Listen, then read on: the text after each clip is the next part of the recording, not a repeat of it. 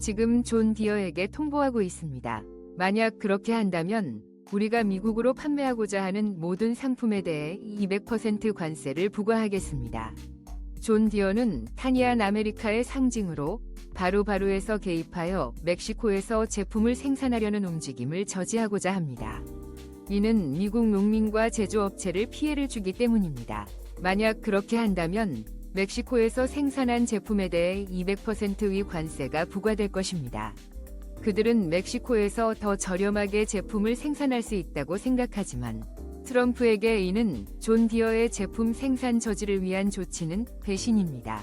미국과 매우 밀접한 관계를 가진 기업들은 이익을 위해 생산을 외부로 이전하고 있습니다.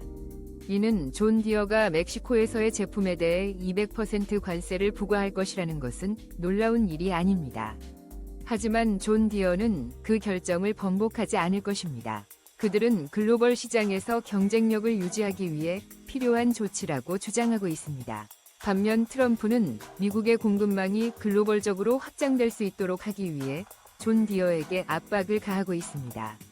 미국 내 생산 비용이 증가함에 따라 멕시코로 생산을 이전하는 것은 존 디어에게 생존을 위한 선택입니다. 미국의 노동 비용은 멕시코보다 2배 이상 비싸며 그들이 경쟁력을 유지하기를 원한다면 개발도상국 시장으로의 확장이 절대적으로 필요하다. 브라질, 인도, 중국과 같은 시장에서는 점점 더 많은 장비가 필요해지고 있다. 만약 존이 행동하지 않는다면 그들은 뒤처질 것이다. 이러한 이유로 높은 트럼프 관세는 제조업에 대한 위협이 된다. 그러나 동시에 이로 인해 기업들은 전 세계적인 경쟁 속에서 좋은 위치를 유지하기 어려워질 수 있다. 흥미로운 점은 이러한 문제들이 단순히 정치와 관세의 문제가 아니라는 것이다. 이것은 또한 산업 내의 시장 변화를 보여주는 현상이다.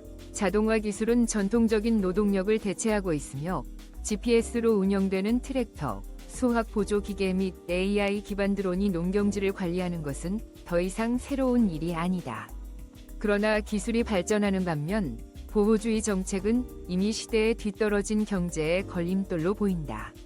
이는 농업 부문의 갈등을 심화시키는 요인이 된다. 존은 그들이 트럼프의 압박에 맞서는 것을 두려워하지 않음을 증명해야 한다. 이 회사는 경쟁력을 유지하기 위해 글로벌하게 확장해야 한다는 것을 이해하고 있다. 하지만 이것이 트럼프가 그의 정책을 바꾸도록 압박할 것인지는 여전히 질문으로 남아있다. 그러나 한 가지 확실한 점은 만약 존이 이 전투에서 승리한다면 많은 미국 기업들이 뒤따를 것이라는 것이다. 이는 또한 국내 생산이 늘어나는데 어려움을 겪게 할 것이다. 하지만 그들은 엄청난 관세를 지불해야 할 것입니다. 이는 두 가지를 의미합니다. 첫째, 그들은 공장을 짓지 않을 것입니다.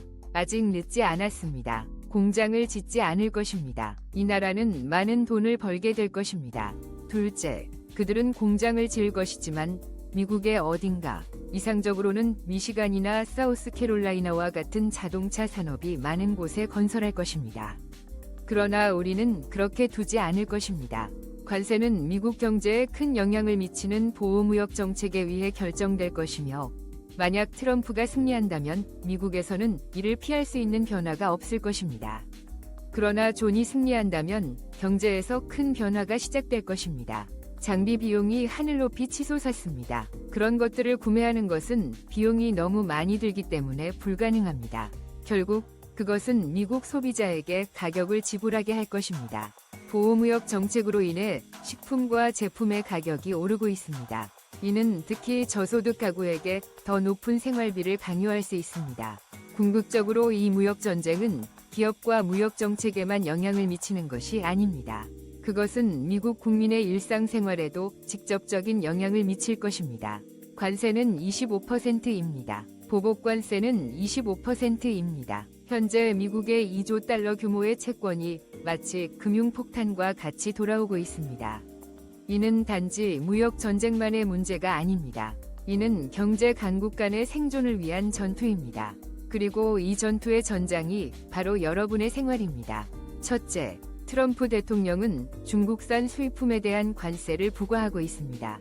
250%입니다. 무역 전쟁이 시작된 이후 이 수준은 현재까지 사상 최고치입니다. 이는 단순한 시장 조정에 그치지 않습니다. 이는 경제 제재 전략의 연장선상에 있습니다. 그 영향은 산업 자재에 그치지 않습니다. 소비재 또한 타격을 받고 있습니다. 전자제품부터 가전제품에 이르기까지 미국 비즈니스에 큰 영향을 미치고 있습니다. 특히 중소기업에게는 더욱 그렇습니다. 중국으로부터 원자재 수입이 줄어들면 생산 비용이 급증하기 때문입니다. 그리고 이는 미국인의 일상생활에도 영향을 미치고 있습니다. 그 고통은 이미 심각합니다. 가격 상승이 일상이 되어버렸습니다. 즉, 식료품부터 스마트폰에 이르기까지 말이죠. 겉으로 보기에 이 정책은 베이징을 겨냥한 것으로 보입니다. 하지만 실제로는 그 영향이 미국 경제 전체에 심각한 타격을 미칠 수 있습니다. 만약 상황이 나아지지 않는다면 말이죠. 워싱턴의 대응 또한 주목받고 있습니다. 베이징은 미국의 25% 수입 관세에 응수할 태세를 갖추고 있습니다.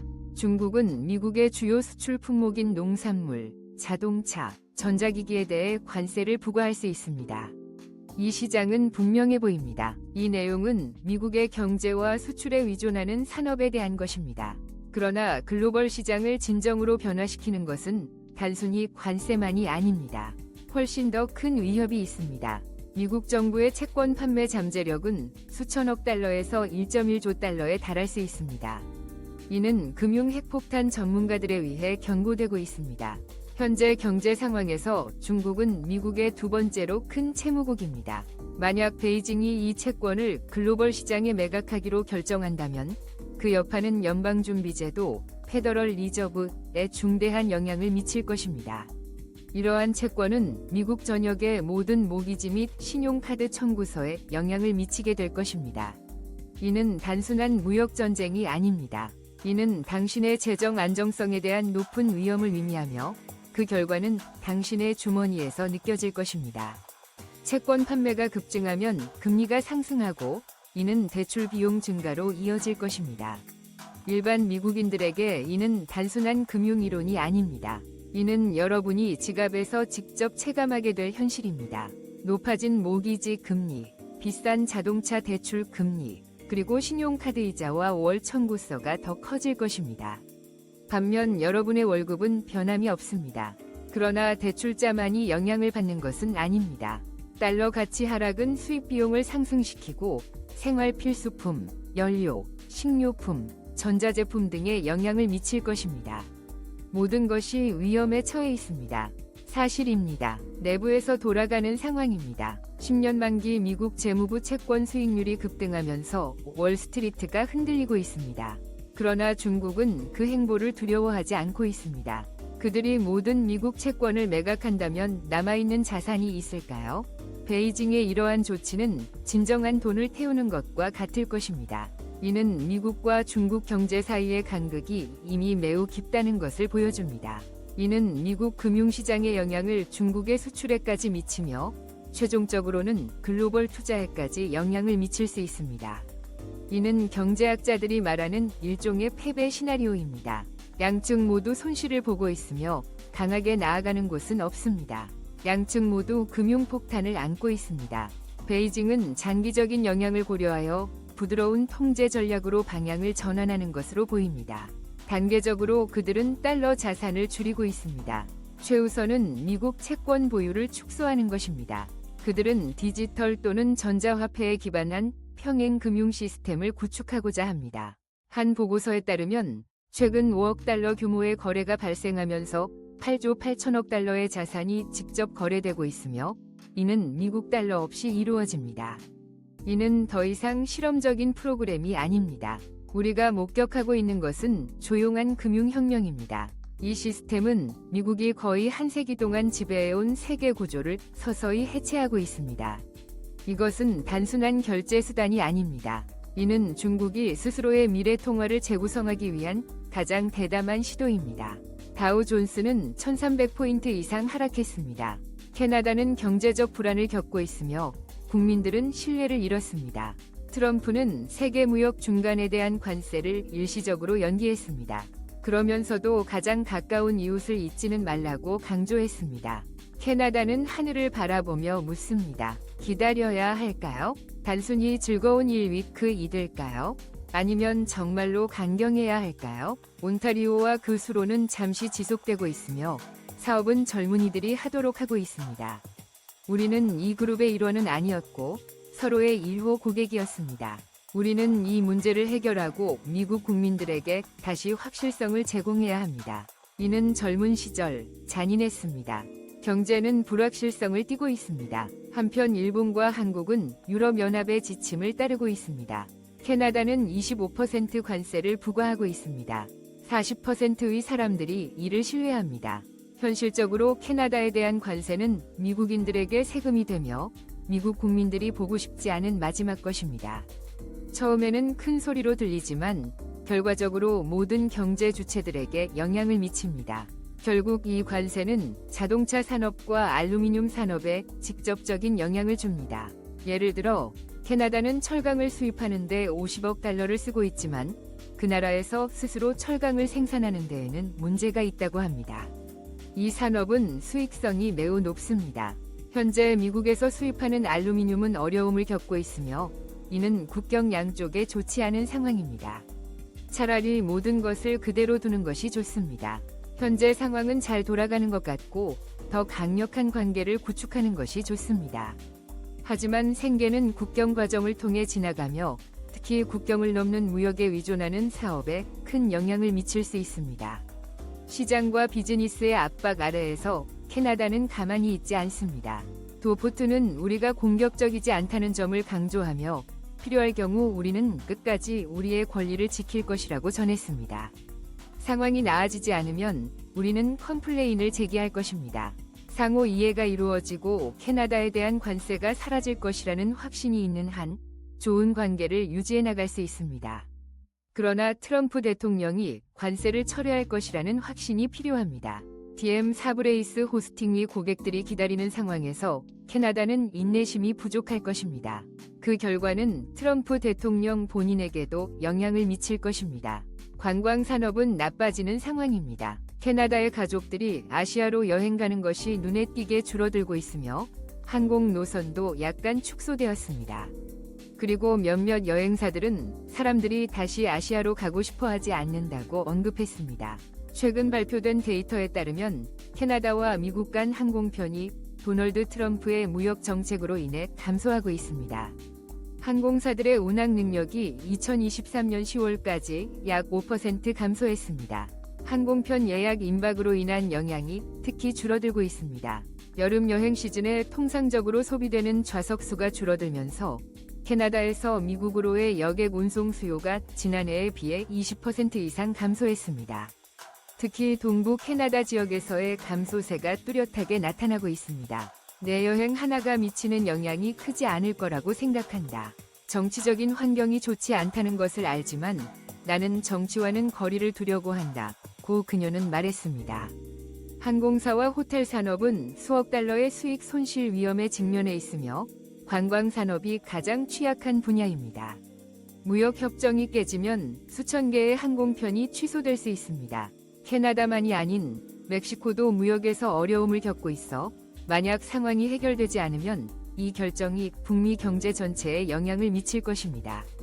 따라서 질문은 이 지역 경제 동맹이 변화를 위해 다시 결속할 것인가 아니면 단지 지체될 것인가 하는 것입니다. 2,000개의 직장이 사라질 것이며 50억 달러가 손실될 것으로 예상됩니다.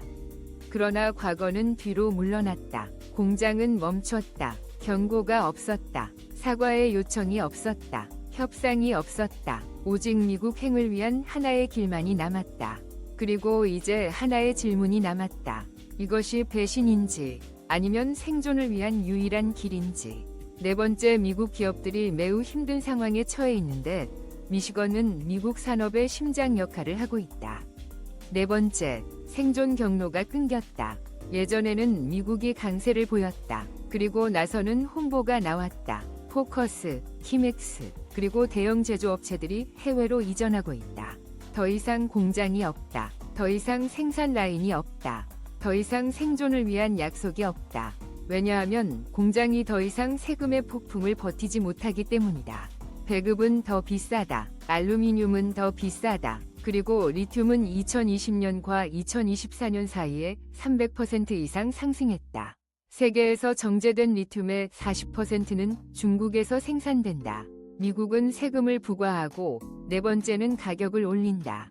네 번째, 우리는 궁지에 몰렸다. 우리는 기업과 싸우는 것이 아니다. 우리는 시스템과 싸우고 있다. 테슬라는 단순한 자동차 회사가 아니다. 테슬라는 시스템이 있다. 리튬을 채굴하고 배터리를 만들고 차량을 생산하며 기차를 자기 손으로 제작하는 제국이다. 모든 것이 자국에서 생산되며 딜러도 없고 관료주의도 없다. 반면에 네 번째는 현 노동자와 구시대의 시스템에 얽매여 있다. 테슬라는 당신에게 직접 차량을 배송한다. 한 임원이 그것을 바로잡아 말했다. 우리는 자동차 제조업체와 협력하고 있습니다. 우리는 같은 제품이지만 서로 다른 방식으로 경쟁할 것입니다. 따라서 네 번째 요청을 수용하고 세 번째 프로젝트에 참여하게 되었습니다. 전체 프로젝트에 대한 계획이 완성되었습니다.